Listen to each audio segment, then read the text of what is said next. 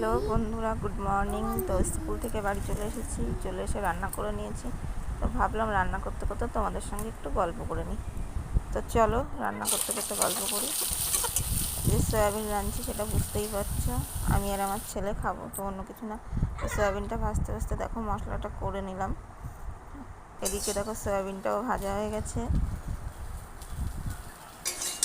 সয়াবিনটা ভাজা হয়ে গেলে এবারে নামিয়ে নেব।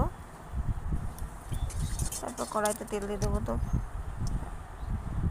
ছেলেটাকে বললাম জানো তো যে আজকে দ্বাদশী ছিল আমাদের, তো ক্ষীরের ভোগ লাগিয়েছিলাম। বললাম ওটা খা, দিয়ে সুস্থ করবো। তো হবে না, ভাতই রান্না করতে হবে তাড়াতাড়ি করে। তো বসিয়ে দিয়েছি।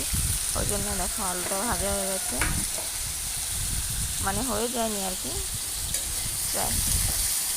তো মশলাটা দিয়ে দিলাম। এই যে আরে আরে তোমরা কেউ ভেবো না জানো যে সয়াবিনের মধ্যে ডাটা কি না, ওটা ডাটা নাই, ওটা হলো চই ঝাল। চইয়ের ডাটা বলে আর কি, কেউ চই ডাটা বলে, কেউ চই ঝাল বলে। আমরা চই ঝালও বলি, ডাটাও বলি, কিন্তু সেটা কোনো ব্যাপার না। তোমরা কে কে এটা পছন্দ করো বা খাও প্লিজ কমেন্ট করে জানিও। আর আমার তো খুবই ভালো লাগে। মশলাটা কষে সয়াবিনটা দিয়ে দিলাম, দিয়ে এটা দিলাম বলো তো, এটা দিলাম কাজু বাটা। কাজু বাটাটা দিলে আমার মনে হয় তরকারি একটু অন্যরকমই লাগে খেতে। দিয়ে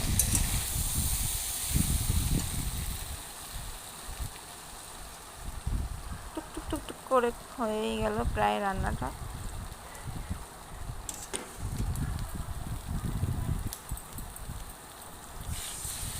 কষানো প্রায় হয়ে গেছে, এবারে জল দিয়ে দেবো। জলটা দিয়ে কাজ করে নিলাম, জলটা দিয়ে জলটা ফুটতে ফুটতে তরকারিটা একটু কাজ করে নিলাম। বাসনগুলো মেজে নিয়েছি, এবার এসে দেখি তরকারিটা হয়ে গেছে, নামিয়ে নেব। দেখো কেমন হয়েছে, আমার তো খুবই ভালো লেগেছে। দেখতে কেমন লাগছে সেটা তোমরা জানিও। আমি তো খাবোই, আর আমি জানি আমার ভালোই হয়েছে, সেই জন্যই করেছি। তো চলো ভাত বেড়ে নিই। এই যে ভাত বেড়ে নিয়ে বসে পড়েছি, ছেলেটাকে খাওয়াবো, ওকে আবার পড়াতে আসবে।